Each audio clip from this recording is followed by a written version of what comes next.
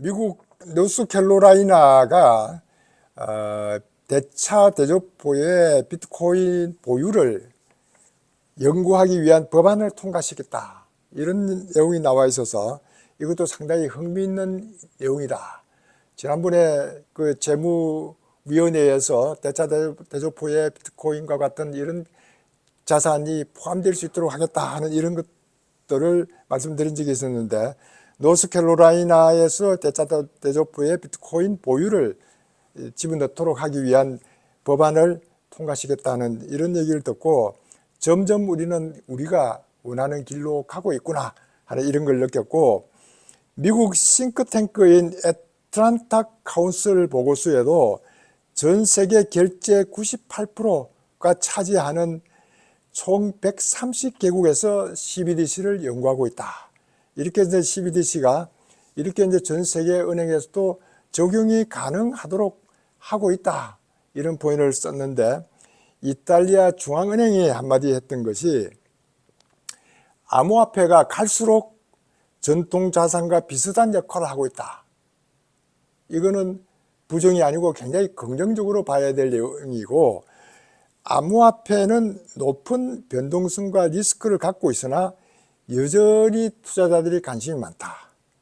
암호화폐에 대한 포괄적인 접근 방식이 이제 필요하다.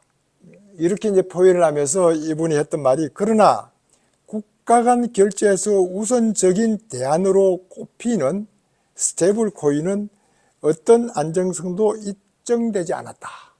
이런 포인트를 썼습니다. 이게 무슨 얘기냐면은, 미국은 달러의 기축통화인데 달러의 기축통화에 근거를 둔 스테이블 코인을 거래를 하게 함으로써 달러의 가치를 계속 올릴 수 있으니까 그 스테이블 코인을 강조를 하고 있는데, 이태리 총재가 하는 말은 여기에 리플 같은 것도 있는데 왜 우리가 스테이블 코인을 사용해야 되느냐, 이런 얘기를 한 것이 아니냐. 이건 제 생각이지만은 그런 내용을 담은 것 같다 하는 생각이 들어서, 리플이 갖추놓고 있는 인프라가 워낙 강하기 때문에 미국은 앞으로 리플을 인정만 하고 리플을 미국 기업이니까 통하면은 스위프트 2.0의 중요한 역할을 미국도 할 수 있지 않을까. 기축통화에 너무 목을 날다가 나중에 탈달러라든가 이런 문제가 생기면은 그것도 큰 문제니까 미국도 그와 같은 것들을 하려고 노력하고 있는 것 같다 하는 것이 이제 전 개인적인 생각이고, BIS 국제결정위원회에서도 도매 CBDC 국경 간 거래 활성화를 위한 프로젝트를 추진한다. 이런 뉴스가 이제 지난번에 한번 나왔습니다. 지난번에 한번 제가 이제 그 마스 싱가포르 통화청에서도 이와 같은 그 BIS하고 거래를 하기 위한 프레임워크를 만든다는 내용을 한번 말씀드렸는데, 여기에는 이제 결제은행에서 직접 자동화된 마켓 메이커 AMM을 목표로 하는 마리아나 프로젝트를 운영하겠다. 이 마리아나 프로젝트에 앞으로 여러분들이 좀 관심을 가질 필요가 있겠다 싶어서 말씀을 드리고, 여기에 이제 BIS 혁신센터와 그 마스, 뱅크 오브 프랑스, 스위스 내셔널 뱅크 등이 이제 협력을 해서 이 국제결정은행이 마스 프로젝트를 수행해서 자동화된 마켓 메이커 역할을 하겠다. 이런 얘기를 하고 있어서 또 상당히 의미 있는 뉴스 중에 하나이기 때문에 제가 여러분들께 말씀드리고, 여기 우리가 이제 미국 헤지펀드의 거물 레이 달리오라는 사람이 주로 예우하는데, 저는 그동안 그렇게 많이 취급을 했지 않았지만은 이 분이 했던 말이 엊그제 며칠 전에 나왔던 트위트에 국채를 매각하고 또 대량 발행하고 평가 절하를 하고 이런 징후로 법정 화폐가 붕괴 직전에 가 있다.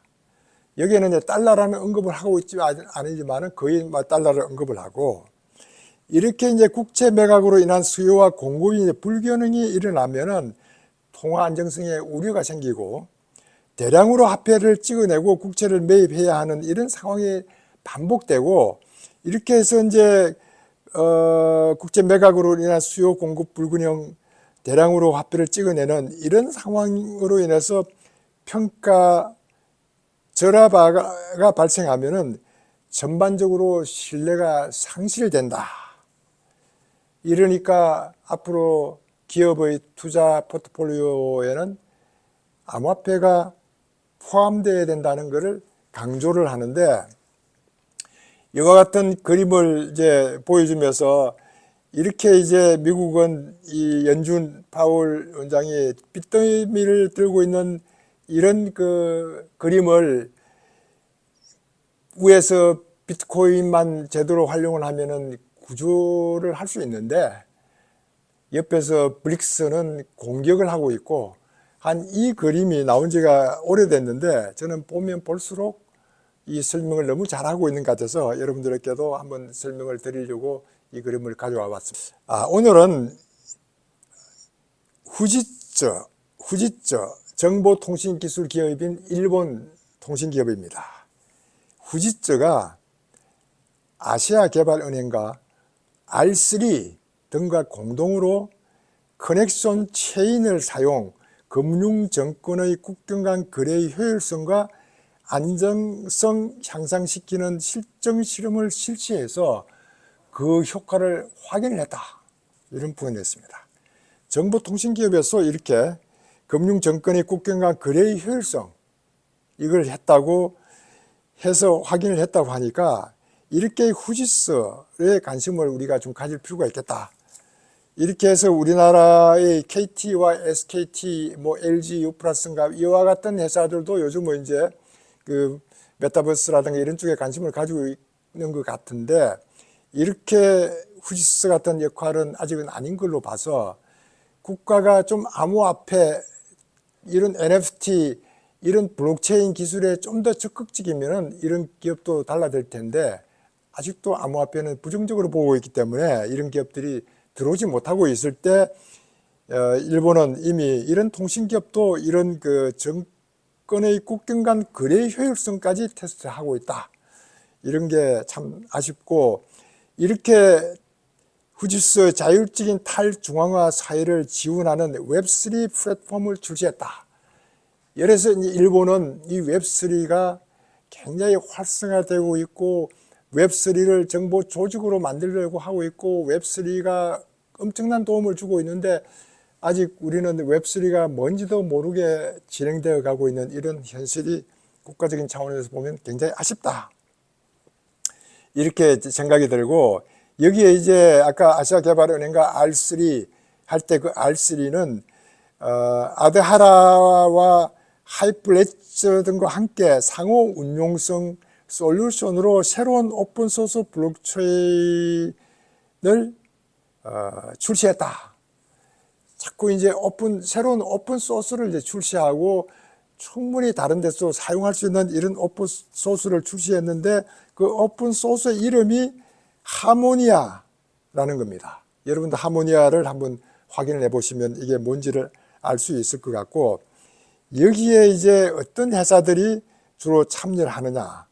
골드만삭스가 들어가 있고 산탄데르라든가 UBS가 참여해서 이런 그 오픈소스 블록체인의 역할을 할 수 있도록 대기업들은 누구든지 참여를 하고 있고, 여기 역할이 이제 SBI도 참여할 수 있는 이런 역할들을 하고 있는데, 이 R3가 이제 주로 그 DLT, 디스트리뷰트 레저 기술을 이용해서 생태계 구축을 주로 하는 그런 곳인데, 여기가 이제 SBI하고 관계되는 그런 R3 회사가 여기에 했던 말이 DRT 플랫폼을 상호 연결해서 생태계를 구축하고 나면은 벽으로 둘러싸이는 정원이 아니고 네트워크로 연결되어 있는 그런 시스템을 만든다.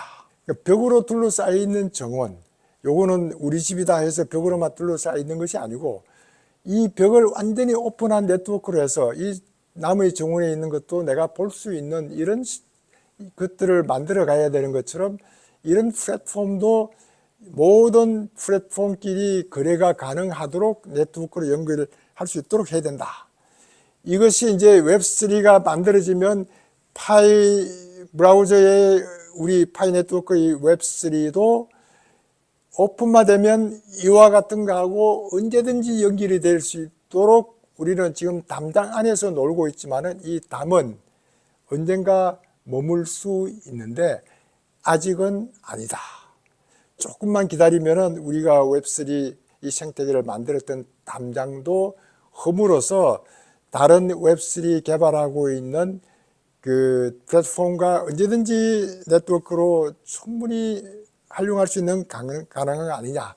이게 네트워크가 얼마나 중요하냐. 문득 이런 얘기를 한번 생각해 봤습니다. 제가 독일에 있을 때 이제 80년도 독일 가서 이제 처음 차를 사가지고 몰고 왔는데 처음에 운전하는 게 상당히 좀 서툴렀기 때문에 회사 친구하고 같이 갔다가 회사에다가 우선 세워놓고 집까지 가는데도 걱정을 하면서 갔었습니다. 그러면서 이제 차를 몇 번 몰고 다니면서 제가 그 친구에게 이제 고속도로만 한 번만 가면은 대충 이제 차 모르는 분위기를 파악할 수 있겠다 했더만은 네가 처음 타고 왔던 그 길이 바로 고속도로다. 이런 표현을 썼습니다. 그래서 확인을 해보니까 독일은 톨게이트라는 것 없이 고속도로와 국도와 민간도로가 그대로 연결되어 있으니까 그게 얼마나 편리하게 이용하는지를 확인할 수 있었던 것이 다른 나라하고 비교가 됐던 그런 생각을 하면서 이게 바로 우리가 플랫폼을 만들면 네트워크를 통해서 모든 플랫폼하고 연결이 되면 얼마나 효율적으로 활용하고 있는가 하는 그런 말씀을 한번 드려봅니다. 그때까지 우리는 침착하게 기다릴 필요가 있겠다. 캐나다 하원 상임위에서 블록체인 기술 암호화폐 보고서를 발표했습니다. 이렇게 이제 그런 하원 산업 상임위에서 이런 보고서를 발표했다는 것도 상당히 의미가 있는 그런 것 같다 싶은 생각이 드는데 여기에서 이제 암호화폐 산업을 육성을 시켜야 된다는 걸 권고를 했습니다. 그렇게 하면서 이제 지난해 FTX 사태를 언급을 하면서 그런 재앙적 사건에도 불구하고 캐나다 기업들은 별다른 타격을 받지 않았다는 것은 캐나다 규제가 효과적으로 작동할 수 있는 것을 보여주고 있다. 그래서 암호화폐 분야에서 캐나다가 리더십을 발휘하기 위해서 정부 차원의 블록체인 전략 수입을 제안한다. 이렇게 얘기하고 있습니다. 캐나다는 얼마 전에 이제 규제를 강화하기 위한 그런 거를 발표한 이후에 바이낸스라든가 팍소스, 블록체인.com 등 여러 곳이 이제 캐나다를 철수한 바가 있는 이런 것인데 그거를 염두에 두고 이제 캐나다 하원 상임위에서 정부에다가 암호화폐 산업 육성을 근거하기 위해서 이런 정부 차원의 블록체인 전략 수립을 할 필요가 있다. 이런 내용들을 이제 하고 있는데 이것이 참 캐나다는 그래도 잘 운영되고 있다 하는 이런 생각을 우선 해봅니다. 한국도 불공정 거래 대응을 하기 위한 암호화폐 법안이 한국에서 통과됐습니다. 이게 이제 꽤 의미 있는 그 법안 중에 하나가 우선 가상자산 이용자 보호법안이라고 해서 이게 이제 거래소가 워낙 불법으로 하고 있던 것이 많다고 보고 이용자들을 보호하는 데다 초점을 두지만은 실제 이런 그 암호화폐 발전을 위한 법안들은 아직도 이루어지지 않아서 이런 것들이 이제 좀 더 제대로 이루어져야 되는데 어쨌든 이번 것들은 코인이 이제 제도권 안으로 들어와서 이제 시세 조정이라든가 이런 것들을 하면은 금융감독원에서도 감독이 가능하도록 이런 게 법을 만들었다는 게 상당히 의미가 있다. 이게 첫 시도지만은 첫 단추지만은 앞으로 좀 제대로 해서 이 블록체인 기술이 미국과 같은 그런 규제의 잣대보다도 호주 같은 뉴질랜드 같은 데는 우리는 지금 상태의 그 상태로 보면 규제가 필요 없다고 본다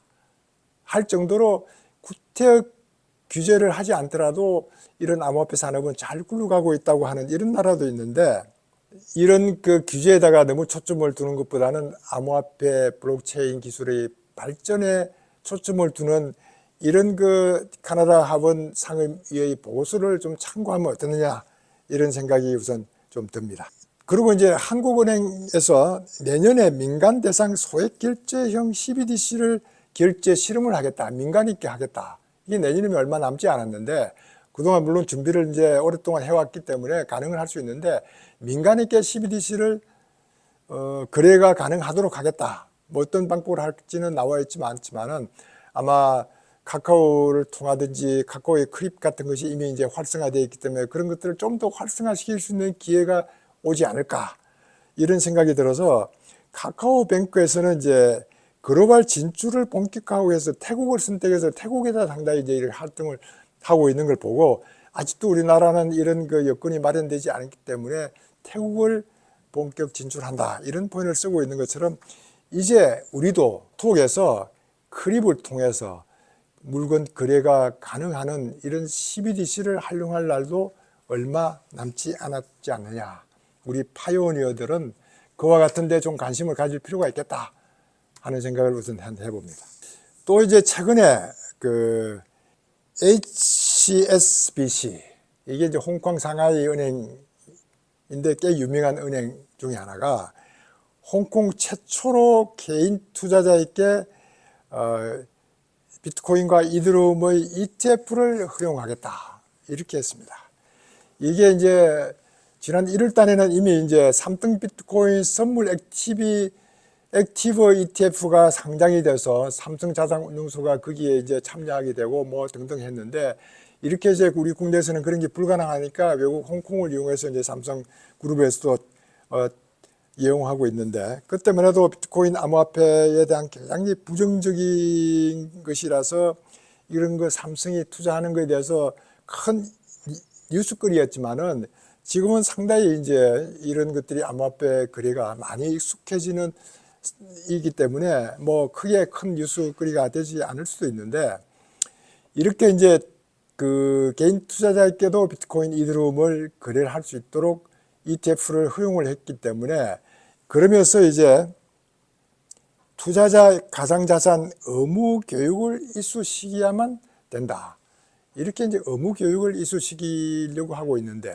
앞으로 비트코인과 그 이더리움의 거래를 할 때는 기본 의무 교육을 실시하는데 어떤 의무 교육을 시킬지 저도 이제 그게 또 관심이 있어서 여러분들께 한번 말씀드려보고, 이렇게 이제 홍콩이 이제 선물 ETF는 이미 이제 이렇게 됐지만은 앞으로 2분기에 가면은 비트코인의 현물 ETF가 출시 가능하지 않을까, 이렇게 이제 내다보고 있는데, 이것이 이제 미국하고 중국이 어디가 비트코인 현물이 먼저 나올 것인지 서로가 견제하면서 이루어지는 그런 것들을 옆에서 지켜보고 있는데, 그래서 미국은 이제 중국에 뒤질까봐 블랙록 비트코인 현물을 조금만 이제 그 내부 공유 시스템만 보완하고 등등하면은 승인하지 않을까 하는 이런 예상도 해보고 있습니다.